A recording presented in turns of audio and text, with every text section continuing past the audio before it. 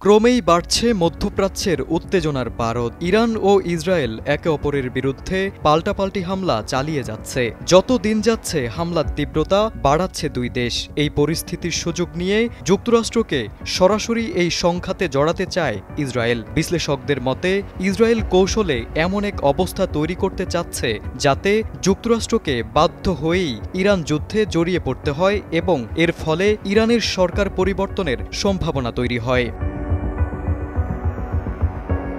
সাবেক ইসরায়েলি মধ্যস্থতাকারী Daniel Levy আল জাজিরাকে বলেন, ইসরায়েল ও ইরান উভয়ই দীর্ঘমেয়াদী সংঘাতের জন্য প্রস্তুতি নিচ্ছে আর সামনের দিনগুলোতে আরও হামলার আশঙ্কা রয়েছে। লেভির মতে ইসরায়েল চায় যুক্তরাষ্ট্রে যুদ্ধে যুক্ত হোক, কারণ আমেরিকা ছাড়া ইসরায়েল এই যুদ্ধে জয়ী হতে পারবে না।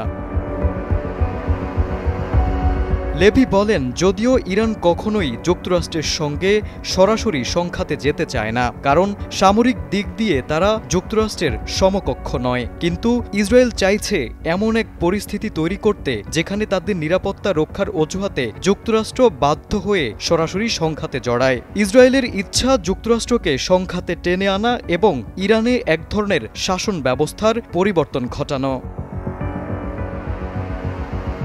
এদিকে ইরানের সর্বোচ্চ ধর্মীয় নেতা আয়াতুল্লাহ খামেনি স্পষ্ট হুঁশিয়ারি দিয়ে বলছেন, ইসরায়েল যদি মনে করে যুদ্ধ শেষ হয়ে গেছে তাহলে ভুল করবে। ইরান যুদ্ধ শুরু করেনি, তবে এই যুদ্ধ শেষ করবে ইরান। ইসরায়েলকে অক্ষত রাখা হবে না। তেল আবিবকে পাল্টা হুঁশিয়ারি দিয়ে তেহরান বলেছে, কেউ যদি ইসরায়েলের পক্ষে এই অভিযানে বাধা দেয় তাহলে সেই দেশের সামরিক ঘাঁটি তাদের পরবর্তী লক্ষ্য হবে।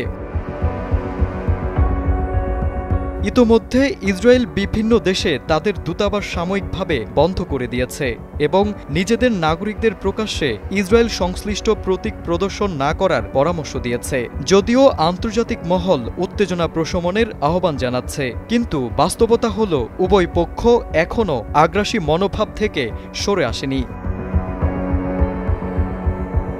বর্তমান পরিস্থিতি কেবল একটি দ্বিপাক্ষিক যুদ্ধ নয়, এটি পরিণত হচ্ছে একটি আঞ্চলিক এবং সম্ভবত বৈশ্বিক সংঘাতে। ইসরায়েল যদি যুক্তরাষ্ট্রকে জড়াতে সফল হয় তাহলে প্রতিক্রিয়া হবে বহুদূর প্রসারী। শুধু ইরান নয়, এতে মধ্যপ্রাচ্য জুড়ে অস্থিতিশীলতা ভয়াবহ আকারে নিতে পারে। এখন প্রশ্ন, যুক্তরাষ্ট্র কি ইসরায়েলের কৌশলের ফাঁদে পা দেবে নাকি কূটনীতির পথ বেছে নেবে? নিউজ ডেস্ক, সময়ের আলো।